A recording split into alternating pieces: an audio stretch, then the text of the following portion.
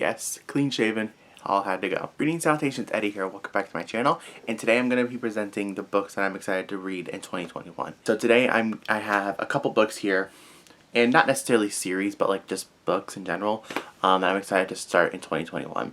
I'm taking a break from reading a few books. So I'm taking a break from reading Lord of Shadows because just a lot going on. I did start it a little bit. There's my bookmark. I had to put down Lore by Alexandra Bracken because I just wasn't into the story, but I am going to continue it. I don't know if I will finish it for this month. I'm going to read The Dark Prophecy, which is the second book of the Trials of Apollo series. Without further ado, let's get right into it. First one I actually just got this recently, and that is Rebel by Marie Lu. This is a very shiny cover. This is the fourth book of the Legend series, and I heard that it was a good book, but it wasn't really necessary to the series, and I'm going to find out for myself if I agree or not.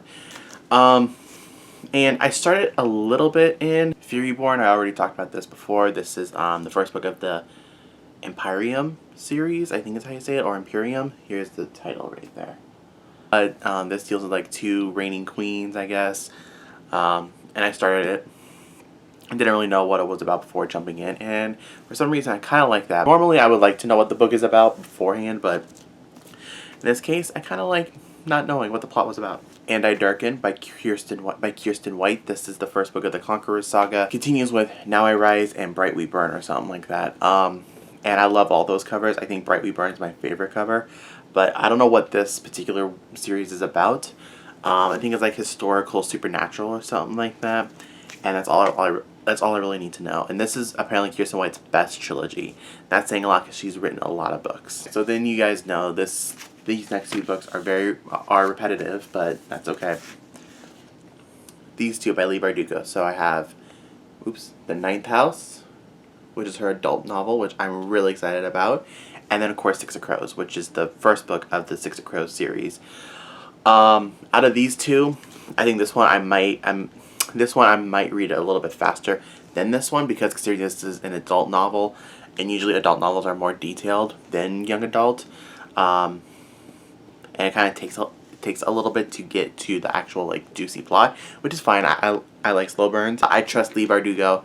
I think she's an amazing writer. I cannot wait to get into Ninth House. This one I'm so excited about because I've just seen it all over Goodreads, all over YouTube, and that's Kevin Ahern's Ink and Sigil, which is the first book of the Ink and Sigil series. I don't know if there's a particular name for this, but I'm excited regardless. I think this is going to be a really fun book. It's really short as well, and this is deals with like ink magic, and it follows a guy named Al who has a curse where if he talks to people, they will hate him for all eternity. And he has a very well-obtained white mustache. He's very proud of his white mustache. And this takes place in Scotland, and there's dialect. There's actual Scottish dialect in this book, which is actually pretty fun because then you're sort of very immersed into the world. But I don't really know Scottish dialect, so that's going to take me a minute, but I'm really excited. And you don't have to really read the Iron Druid series because this is set in the Iron Druid series, but I didn't read it. I'm going to read this. I'm uber excited for it. And also this cover is just so cool. Okay, so the next, you guys saw this, or I talked about this previously in a certain cover reveal for Maggie Stiefvater for Mr. Impossible. I almost said Mission Impossible. Mr. Impossible. That is Call Down the Hawk. This is the first book of the Dreamers trilogy, which follows our character Ronan. I love this cover. I just think it's so cool. And I didn't realize that there's actual like forest fires in the bird's wings. I think that's really kind of cool. And I love the swooping action. Like it's like calling down the hawk, and it's just awesome. I love this cover so much. I love the color schemes, and I'm really excited to get back into the world of the Raven Boys. Okay, so these two books are not part of a series. They're by the same writer, but they're two totally different plots. But I'll just show them both, and they are Angie Thomas's novels. So here's The Hate You Give, which people have talked about several times over, and I'm really mad that I have not read it yet. I've had this on my shelf for years and I have not read it. I'm really mad at myself for that. It's what I'm the most excited for because it's just I guess it deals with like music and viral songs, and apparently it goes viral for all the wrong reasons. But I love this cover. I think this cover is really pretty. I love I love her outfit. I think the outfit's pretty hot. And then her hair is pretty fly as well. I think the next book that she has coming out is Concrete Rose, which is, I think, a prequel to The Hate You Give. I'm not sure. Okay, so then this one. Okay, so I am reading The Trials of Apollo, and I'm going to continue reading The Trials of Apollo before I start this series. I know that this series has less books than Trials of Apollo, but I can fly through a Rick Riordan book in like days, like 2 days, or something like that if I really concentrate. So here is Magnus Chase and the Gods of Asgard. I have a weird feeling about Norse mythology because I don't really know Norse mythology aside from the Marvel films. And I don't really like the first 2 Thor films. I love Ragnarok, but that's it. I didn't really like the first 2 Thor films, but that's one thing. But that's another thing, I'm sorry. But so I'm really excited to get into this book. I'm really excited to learn more about, Norse mythology. The only Norse mythology that I actually kind of know is like God of War, Assassin's Creed Valhalla, the show Vikings, which I love. I love Vikings. Yeah, aside from that, I don't really know Norse mythology. I may read the Kane Chronicles in the future, but I don't really know Egyptian mythology, so that's it. But anyways, back to this book. This is a 3-book series. So we have this one, which is The Sword of Summer, Hammer of Thor, which is the second book, and the Ship of the Dead, which I have over there. I also got that recently with Rebel.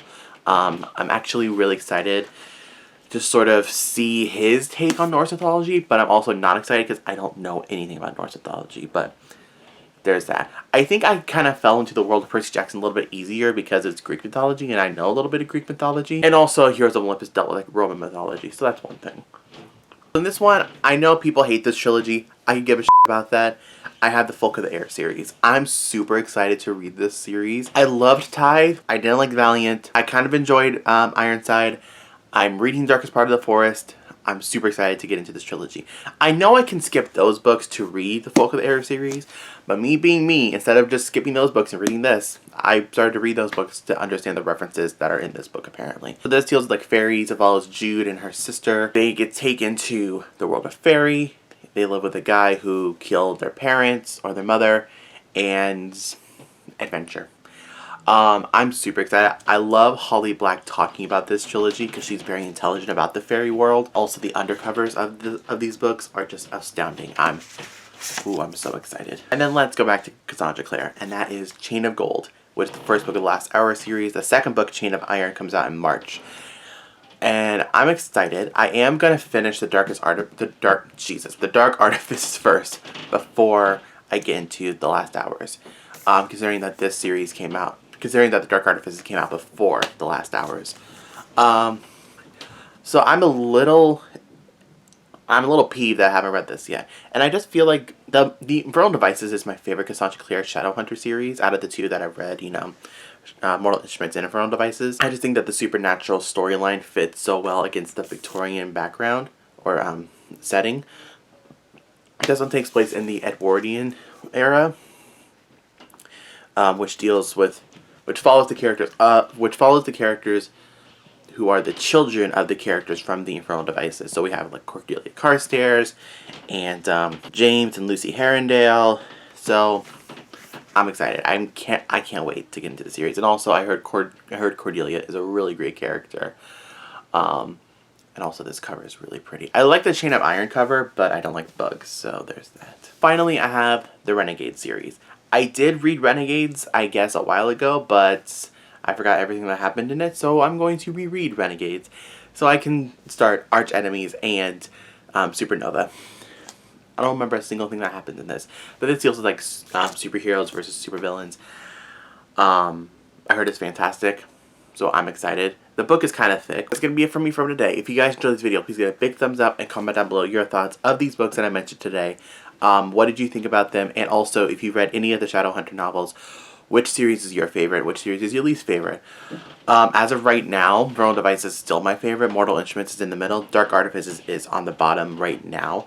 But I'm hoping that Lord of Shadows can change my mind and maybe bump it up. I don't know yet. For more content, hit that subscribe button. I hope you guys are staying safe and wearing your mask. Godspeed, God bless, and I'll see everyone soon in my next video. Deuces.